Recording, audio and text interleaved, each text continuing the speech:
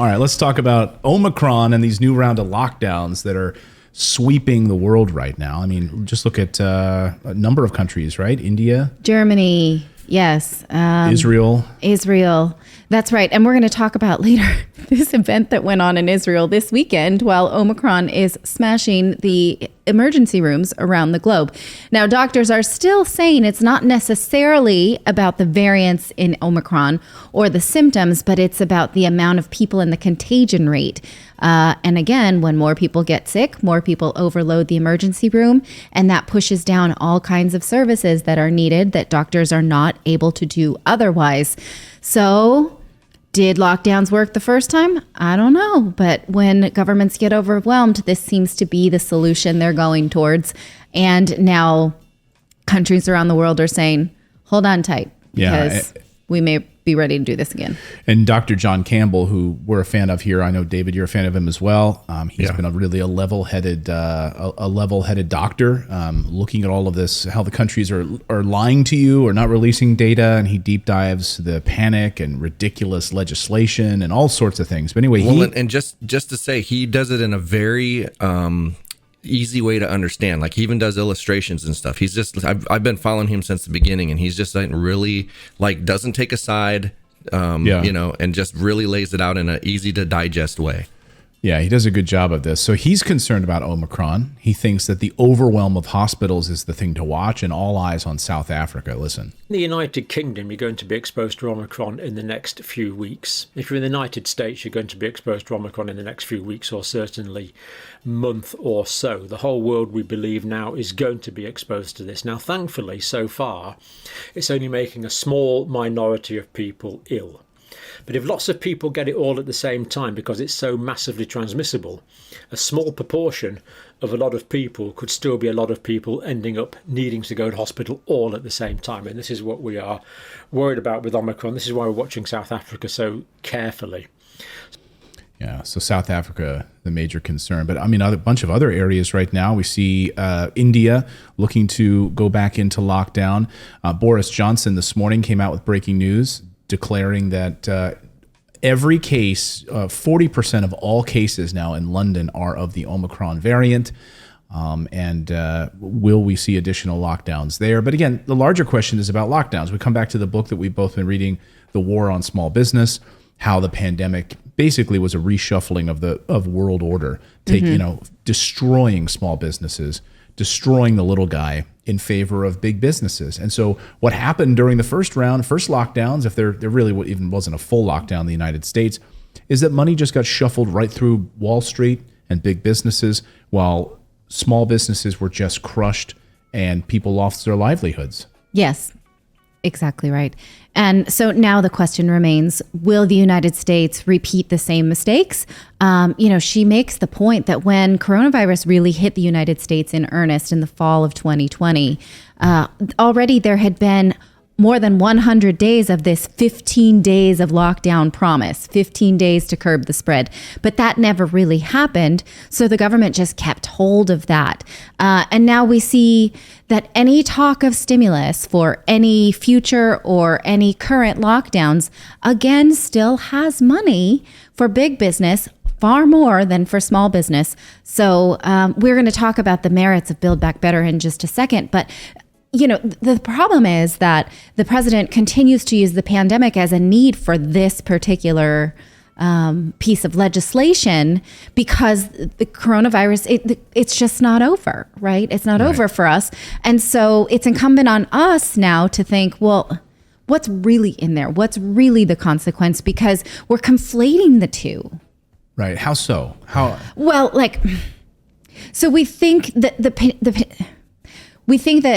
pandemic, is it over or is it not? In some places, people act like it totally is, right? And they're allowed to just eat at restaurants without masks or go to the mall without a mask or what have you. And in some places, it's completely different. And because it's enough inside of arm's width, right, we can use it as an excuse to pass bloated legislation. And that's my concern, without actually doing the math on how that affects the average person. And my concern continues to be, and I know I say this every show, is that inflated government spending has a negative effect on the average person because it widens the gap between the haves and the have-nots, because inflated government spending is sort of like the chocolate coating is, oh, you're getting child tax credit, you're getting stimulus, right? It's a teeny tiny bit for the average person, but it's a lot for government contracts, military, big business, and they get bigger and the average person gets smaller. Inflation continues to widen that gap. And so my concern is using the coronavirus for political agenda. Right. Yeah. Clayton, did you watch that thing that I showed you of how the Amish dealt with it, Oh right? yeah, we were talking about that this weekend, and I grew up near Amish country near Lancaster, Pennsylvania. Yeah. And my mom was saying she has a driver. Let me get her exact quote on this. But just give an overview of this Amish story, because the Amish population, first of all, they are totally skeptical of the U.S. government, right? They have nothing. They don't want to have anything to do with the U.S. government. They don't want to have anything to do with the U.S. healthcare system, which they think is a sham, and they don't want to have anything to do with the U.S. education system, which they think is a total sham. They just want to live independently and take care of themselves. Coronavirus swept through that community, right?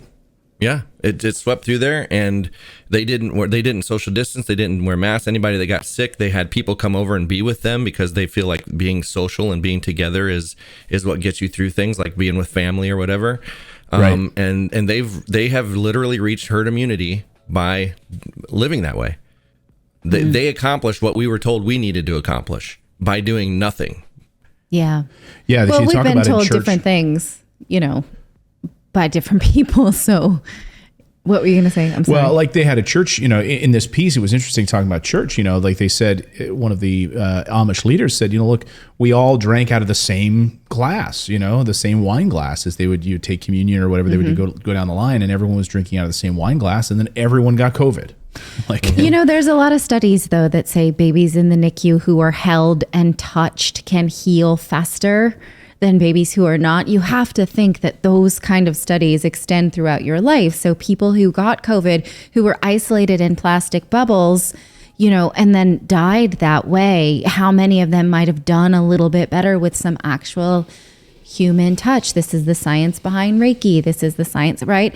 So I think an important thing to remember at this point for all of us is that your immunity matters, because if you get COVID and you are a person who spends your time strengthening your own immunity, vaccinated or not, right? It matters how you will respond to any exposure to anything. Put Zachary's comment up on the screen if you would, Zachary Donnelly. He says, my ex-wife is Amish. Her family is all there and fully alive. No one died from COVID. Yeah. I didn't know they could get divorced. I don't know. My mom says, she said she has an ex-board member from her company who drives for the Amish. And it's true that they've thrived during COVID.